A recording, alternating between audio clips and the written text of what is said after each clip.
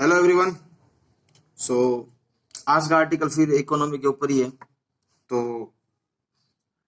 थोड़ा सा आज मैं थोड़ा फ्री हुआ हूं, तो वीडियो को थोड़ा ढंग से समझते हैं। आर्टिकल तो पढ़ना ही है। बेसिकली आर्टिकल से पहले कुछ ऐसी चीजें हैं जो मेरे हिसाब से समझ लेना ज्यादा बेटर रहेगा। वैसे छोटे छोटे रूप में काफी बार मैंने उनके बारे में बात की है आप लोगों के आगे, बट उसका कंप्लीट सिनेरियो आज के वीडियो में हम देखना चाहेंगे। बेसिकली आज वोकैब के वर्ड्स मैं नहीं इंक्लूड कर रहा हूँ, ठीक है। वोकैब के वर्ड्स बेसिकली हम सीधा आर्टिकल के अंदर ही देखेंगे कि कैसे कैसे किस वर्ड का क्या मीन है। ओके, सो बेसिकली इसमें हम बात करेंगे। पहला पॉइंट है जीडीपी का, दूसरा पॉइंट है डेप्ट का जो कर्ज है हमारे ऊपर, तीसरा है हमारी इकोनॉमी, और चौथा है इन सब पे इम्प्रूवमेंट। ये चार पॉइंट को पहले डिस्कस कर लेते हैं ताकि ज्यादा बेटर रहे, वरना समझ में आएगा बट इतना श्योर नहीं हो के ज्यादा आ पाए। देखो, पहले हिस्ट्री वाइज कुछ चीजें मैं क्लियर कर देता हूं। बेसिकली कोई भी कंट्री अगर लोन लेती है तो वो दो कंडीशन पे लेती है, या तो उसके ऊपर कर्ज है या उसको अपने देश की डेवलपमेंट चाहिए। कर्ज को भी लोन से उतारने का भी तरीका होता है, काफी लोग करते भी है, बट वो इतना है नहीं काम का। बट बात करें अगर लोन इंफ्रास्ट्रक्चर बढ़ाने के लिए, देश की इकोनॉमी को बूस्ट करने के लिए हमें मार्केट में पैसा उतारना पड़ता है, तो on the basis of all this point loan लेना पड़ता है। और बेसिकली हर कंट्री लेती है, इंडिया कोई स्पेसिफाइड नहीं है कि सिर्फ इंडिया ही इतना लोन लेती है, ज्यादा ऐसा कुछ नहीं है, ठीक है। तो बेसिकली अगर हम बात करें तो पहला पॉइंट है कि जीडीपी। मुझे नहीं पता आप में से कितने लोगों को जीडीपी के बारे में परफेक्ट पता है कि नहीं पता है, बट अकॉर्डिंग टू इस पूरे एंटायर आर्टिकल के सिनेरियो के बेसिस पे मैं सोच रहा हूं एक एक बेसिक पॉइंट को क्लियर करता जाऊं आपके लिए। तो बेसिकली देखो, जीडीपी क्या होता है। जीडीपी जो है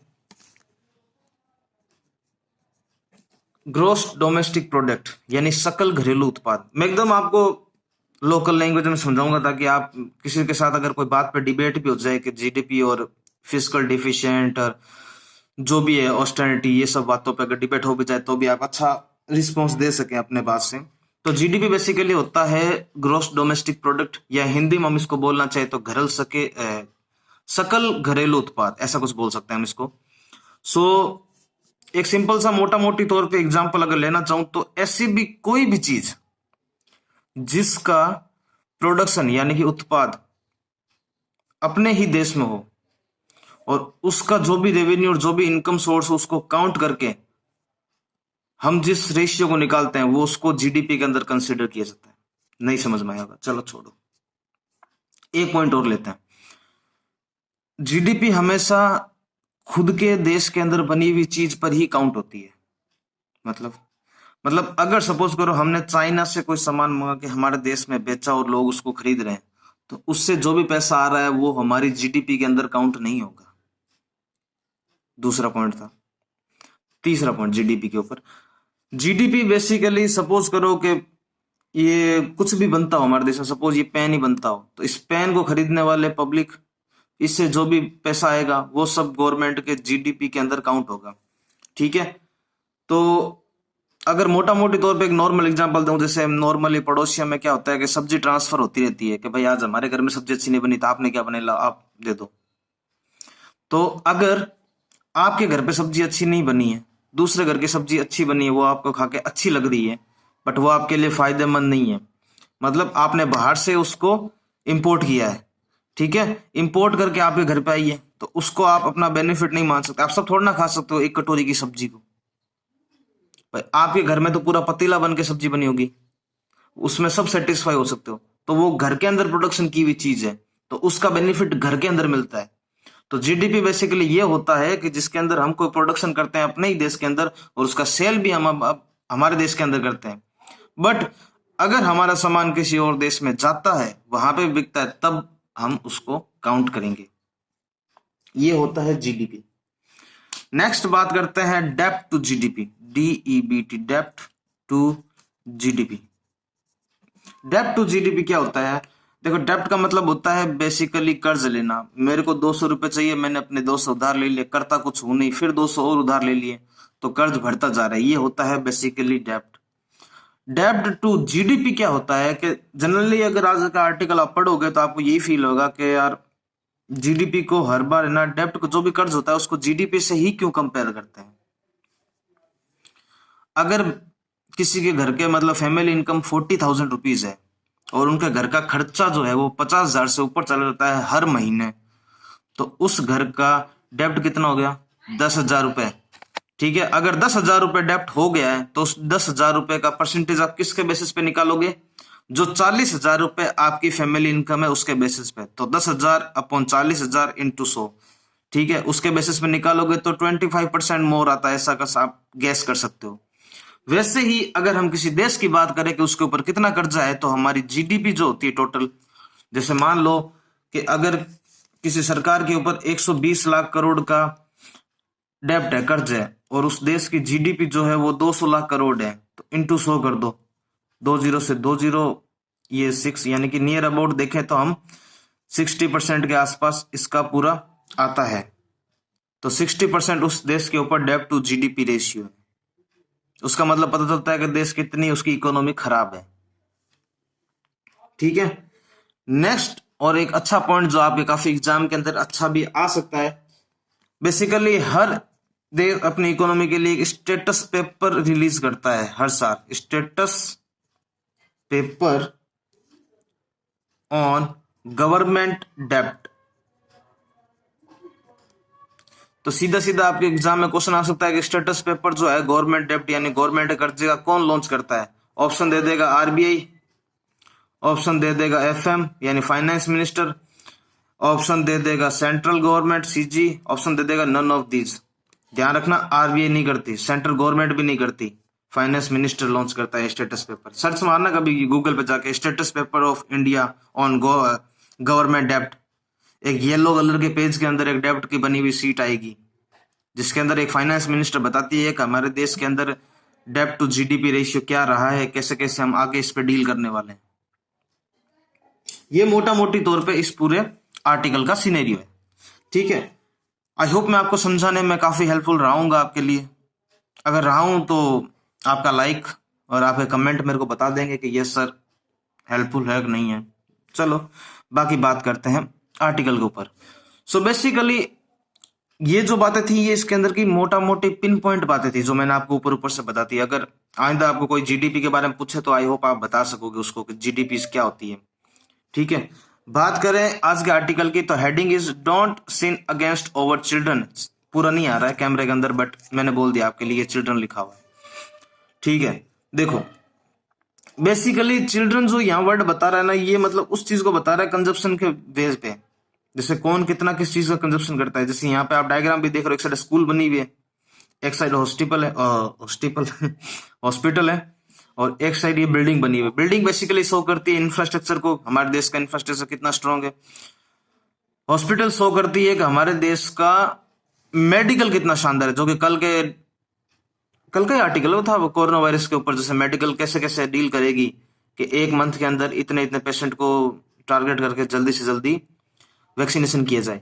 उसके बाद एक स्कूल जिसके अंदर बच्चे पढ़ते हैं, तो बेसिकली बता क्या रहा है, अगर इमेज को आप ढंग से समझो तो ऊपर से ये करेंसी आ रही है और यहाँ ये गुल्लक टाइप का बना हुआ है, पिगी बैंक टाइप का, तो किसके अंदर कितना डालना चाहिए इस बारे में बात हो रही है। तो बेसिकली हर कोई बोलेगा स्कूल और मेडिकल में ज्यादा हमें इन्वेस्ट करना चाहिए, इंफ्रास्ट्रक्चर में भी करना चाहिए, बट इनको प्रायोरिटी ज्यादा देनी चाहिए क्योंकि ये फ्यूचर डिसाइड करते हैं किसी कंट्री का। Most probably always decide the future by school and medical and also infrastructure, but school and medical, क्योंकि कोरोना वायरस ने सबको सिखा दिया है विदाउट मेडिकल इक्विपमेंट और सोर्सेस आप फ्यूचर में लाइफ को टैकल नहीं कर पाओगे। मेडिकल को तो हमें और स्ट्रॉन्ग करना है। ठीक है, तो बेसिकली यही बता रहे हैं कि कैसे कैसे किसके अंदर कितना कितना हमें इन्वेस्टमेंट करना चाहिए, और गवर्नमेंट ने अभी जो अपना बजट लॉन्च किया है उसके बेसिस पे बता रहे हैं। तो आगे चलते हैं, बात करेगा अदर कंट्रीज के कंपैरिजन तो होता ही है इंडिया से, तो उसको भी हम कवर अप करने की कोशिश करेंगे साथ में। सो स्टार्ट करते हैं, why India can not apply rich countries. क्यों नहीं अप्लाई करता, ठीक है। Current orthodoxy of running debates, जो भी वोकैब के हाईलाइटिंग वर्ड है उनको मैं अंडरलाइन करते हुए चलूंगा, बाकी मैं इसके अंदर कोई भी पेन का ज्यादा यूज नहीं करने वाला। ऑर्थोडॉक्सी, ऑर्थोडॉक्सी या ऑर्थोडॉक्स समझ लो।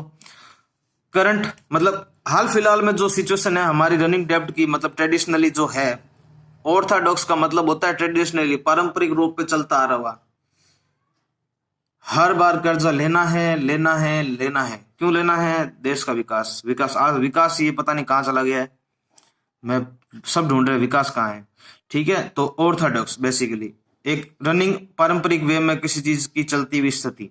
तो current orthodoxy of running on डेब्ट, कर्ज का एक पारंपरिक तौर चलता हुआ।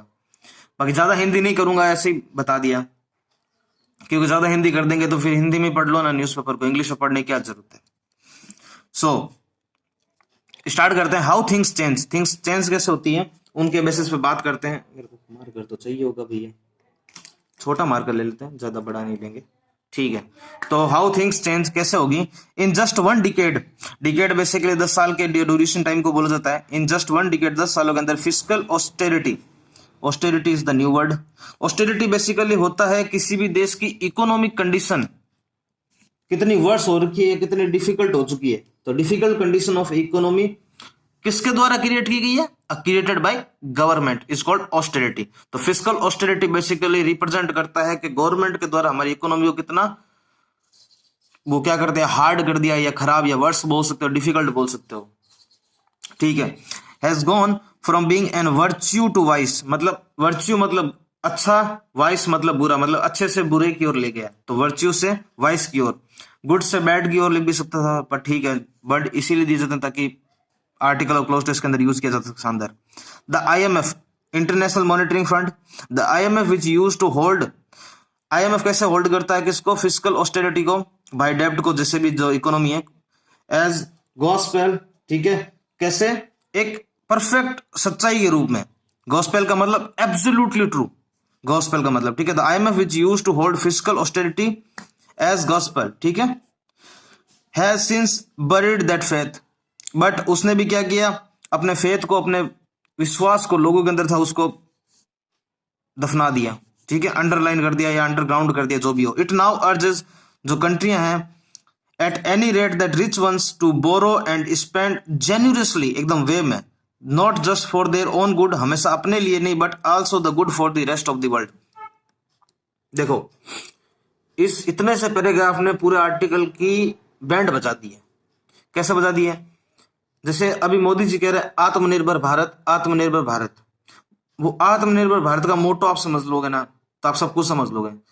आत्मनिर्भर भारत का मतलब है कि अपने ही देश में सामान बनाओ, अपने ही देश में बेचो, अपनी GDP को ऊपर लाओ। ये तो उसका पॉजिटिव इंपैक्ट बता रहा हूं। बट अगर बात करें हम, अगर आत्मनिर्भर भारत है उसका पॉजिटिव इंपैक्ट ये है, बट यहां जो ये बात कर रहा है इस लाइन के ऊपर कि जो रिच कंट्रीज है वो अगर लोन लेती है और उसको स्पेंड भी करती है, तो ना कि खुद के लिए, बाकी रेस्ट ऑफ वर्ल्ड को भी वो ध्यान में रखता है, ताकि दूसरे देश की इकोनॉमी इतनी खराब ना हो सके ताकि वो टैकल ही ना कर सके उस सिचुएशन को। समझ गए?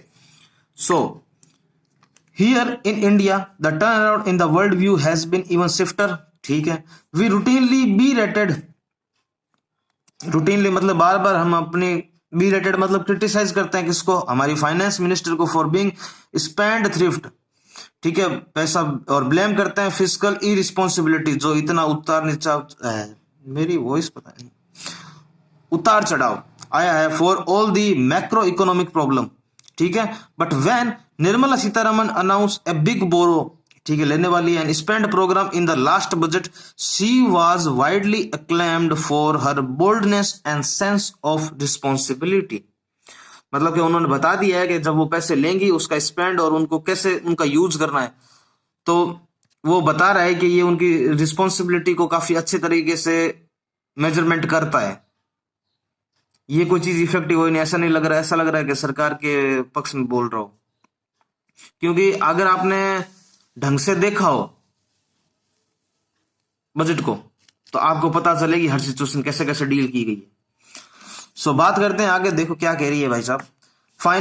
The finance minister did not say anything about डेब्ट, डेब्ट की सस्टेनेबिलिटी के बारे में कुछ भी नहीं बोला है। Budgeted higher than expected deficit of 6.8% of GDP. ठीक है, डेफिशिएंट या डेब्ट एक ही बात समझ लो, जो कितना होने वाला है 6.8% ऑफ जीडीपी। अब आप समझ चुके होगा, समझ चुके होंगे कि 6.8% ऑफ जीडीपी कैसे निकला होगा। कैसे निकला होगा? ये है डेब्ट टू जीडीपी रेशियो, जिसके अंदर क्या होता है बेसिकली जितना भी सरकार ने टोटल डेब्ट लिया हुआ था। एक मिनट रुको, मैं इसका आपको ऊपर से अच्छे से सब चीज बताता हूं। देखो, डेब्ट टू जीडीपी रेशियो क्या होता है? डेब्ट टू जीडीपी रेशियो, डीजीआर लिख दो आप इसको। तो टोटल कर्जा जो ले रखा होता है, टोटल डेब्ट जो ले रखा होता है सरकार ने, divide by total GDP into 100 कर दो, ये निकल जाता है डेब्ट टू जीडीपी रेशियो। ठीक है, तो यही बताना चाह रहे हैं ये कैसे 6.8% ऑफ जीडीपी आने वाले साल के अंदर बता रहे हैं for the coming year, and opted for a slower then expected medium term fiscal consolidation. ठीक है, उससे भी काफी कंसोलिडेशन की बात कर रहा है, मतलब काफी मजबूती की बात कर रहा है बेसिकली, ऐसा समझ लो आप। तो इसका मीडियम टर्म फिस्कल को काफी कंसोलिडेशन पाथ मिलेगा, काफी स्ट्रॉन्ग पाथ मिलेगा। येट इवन कंसोलिडेशन, ये रहा वर्ड भाई। ठीक है, येट इवन, ठीक है, येट इवन स्टोन्स, मतलब काफी अच्छा। और फ्री फिस्कल हॉक्स, हॉक्स का बेसिकली बर्ड के जो मतलब पंख होते हैं उनके बेसिस पे बात कर रहा है। तो वो भी क्या है, एक पार ऑफ द कोर्ट्स है। पार ऑफ द कोर्ट्स को भाई साहब लिख लेना कॉपी के अंदर, सही बता रहा हूं।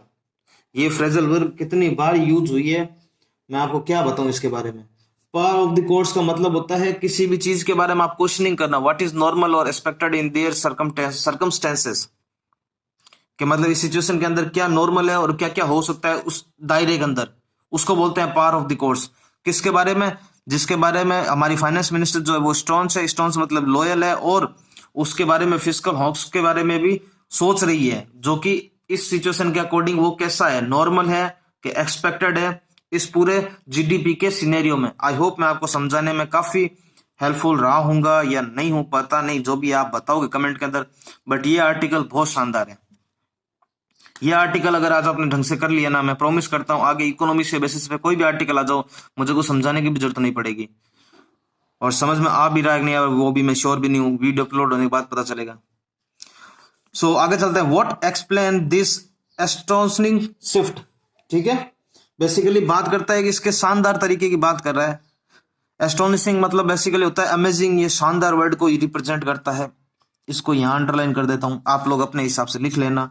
What explain this astonishing shift in economy orthodoxy, जो पारंपरिक रूप से इकोनॉमिक ऑर्थोडॉक्सी चल रही है। Why has the fear that mounting डेब्ट, हमसे ही पूछ रहा है कि क्यों आपको इतना डर है कर्ज बढ़ने से। Is sure fire route to disaster given by such a non silence बोलते हैं इसको, नॉन सेलेंस। नॉन सेलेंस का मतलब होता है नॉनसेंस नहीं है, नॉन सेलेंस है, प्रोनाउंस करने में नॉनसेंस जैसा फील हो रहा है, लेकिन नॉनसेंस नहीं है, नॉन सेलेंस है। इसका मतलब होता है, आपको हिंदी में अगर बताऊं तो उदासीनता। उदासीनता मतलब न्यूट्रल कंडीशन, मतलब उसको कर सकते हैं, उसी को बोलते हैं disaster given way to such a non silence. ठीक है, no it's not economic that has changed. What change is the real world to which economy apply, and the change predates the coronavirus। भाई सीधी सी बात है, हर चीज को किसी ना किसी पे ब्लेम तो ठोक नहीं है, तो लोग कोरोना वायरस था इस पे ठोक दो। बाकी जीडीपी उससे पहले भी है ना, पता है आपको, जो हमारी 3% के ऊपर चली गई थी कोरोना वायरस के आने से पहले ही, उसके बाद इसीलिए तो ज्यादा नेगेटिव में गई थी, -23 के आसपास। ठीक है, सो अब बात करते हैं आगे रिच कंट्रियों का क्या बिहेवियर है। In rich countries, the fundamental real world change goes under the name of secular stagnation। ठीक है, तो बात करते हैं आगे। A condition caused by the structural factors such as in a population rise, inequality and showing productivity। Older people who expect to live longer spend less per capita। जो aged लोगों की बात हो रही है, वो क्या करते हैं स्पेंड तो कम करते हैं और कलेक्ट ज्यादा। ये हमारे भी घर में है, हमारे माँ बाप भी ऐसे ही करते हैं कि बचत भविष्य की कमाई है। ये डायलॉग हमने भी सुना है, आप लोगों ने भी सुना होगा। क्या इस चीज का ज्यादा फर्क पड़ता है? As do low income house hold who do not see their income prospect improving, as people consume less save more. ठीक है, इन्वेस्टमेंट अपॉर्चुनिटी डिक्लाइन, क्योंकि लोग इकट्ठा ही कर लेंगे तो इन्वेस्टमेंट कौन करेगा। बेसिकली ब्लेम तो हम पे ही ठोकना है। ठीक है, as people consume less save more, investment opportunity decline, वो तो होनी है, the economy goes into a low growth low inflation syndrome of secular stagnation. ठीक है, central banks respond to this downturn by the cutting interest rate to zero, करना ही पड़ेगा, zero rate पे कर दी, even making the negative, negative भी कर सकते हैं। ठीक है, when people confidence about there economy prospect is low even that does not help, as they say it's like pushing on loose string.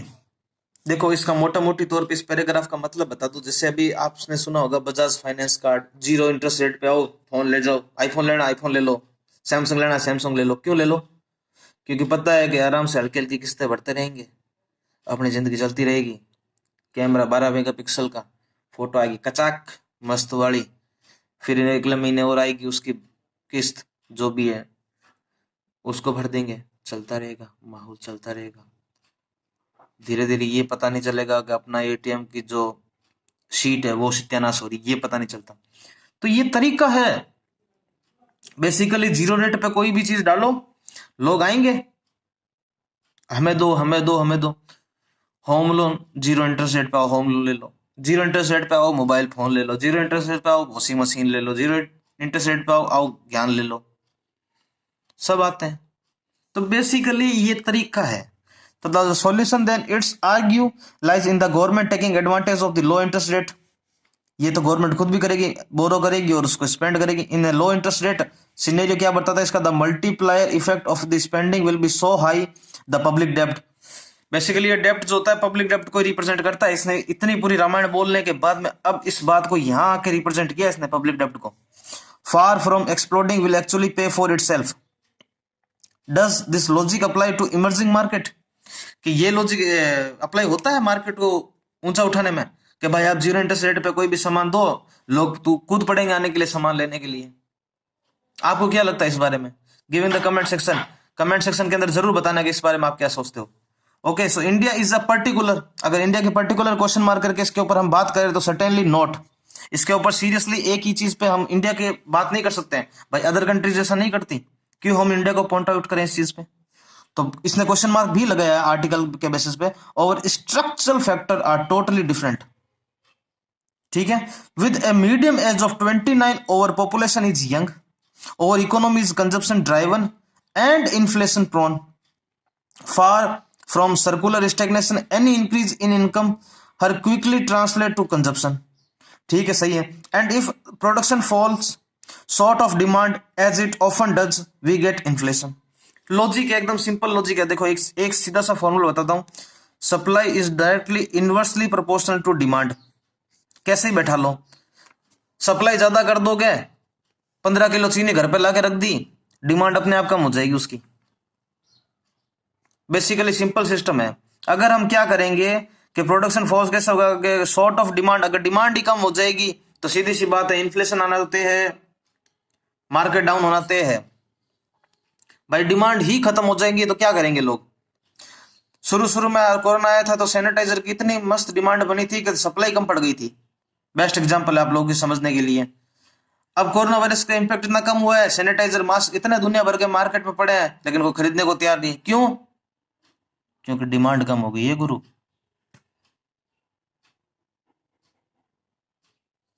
समझ में आ रहा होगा आई होप। ठीक है, we differ from the rich countries in terms of public finance dynamics too. कैसे differ करते हैं rich countries से कंपेयर में? हमारा फाइनेंस डायनेमिक्स कैसे कम करता है? काइनेटिक्स और डायनेमिक्स दो बहुत शानदार वर्ड होते हैं। In rich countries interest payment are just a small proportion होता है। भाई इंटरेस्ट की कंडीशन जो है वो काफी स्मॉल प्रोपोर्शन होता है, काफी छोटा हिस्सा होता है टोटल गवर्नमेंट के spending and the fraction of decline को, जो उसके टोटल गवर्नमेंट का जो भी ये रहा, टोटल गवर्नमेंट का जो भी स्पेंडिंग होता है उसका एक बहुत ही छोटा अंश होता है क्या? Interest payment system. बिकॉज अगर हम बात करें इन इंडिया में, in India become an accumulated basically उस वर्ड को रिप्रेजेंट करता है कि आप बहुत सारी चीजों को मिला के उसको बड़ा बना दो। ठीक है, तो एक्यूमुलेटेड डिबेट मतलब डेब्ट जो भी है, जो मतलब इंक्रीज करता जा रहा है। Interest payment are the single biggest item of government expenditure and eat up more than 40% of total revenue. सोच रहे हो आप 40% के आसपास। So living that much less for spending on the growth enhancing sector. किसको इनहेंस करना चाहिए? Education, health and the infrastructure. Basically इसी चीज की बात हो रही है।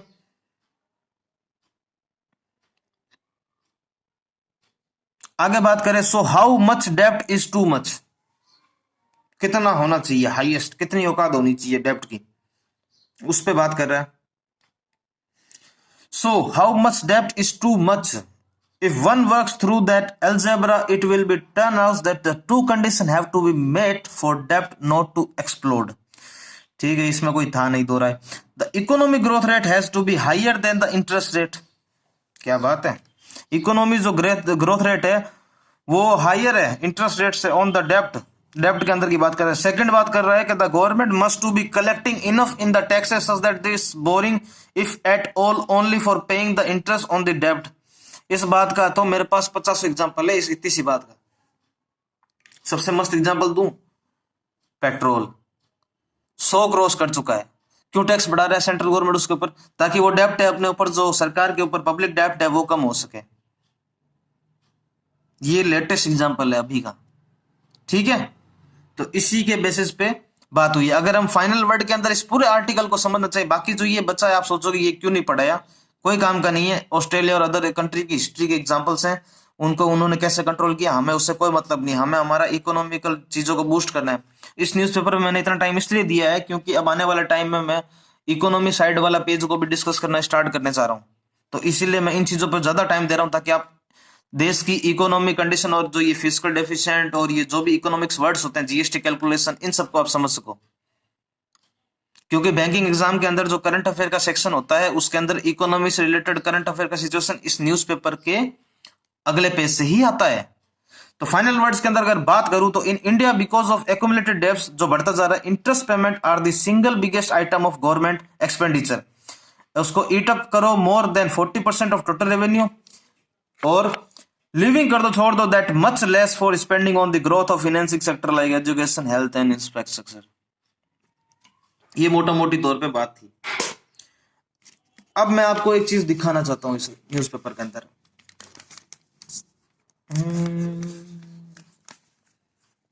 कैसे बताऊं, ये रहा।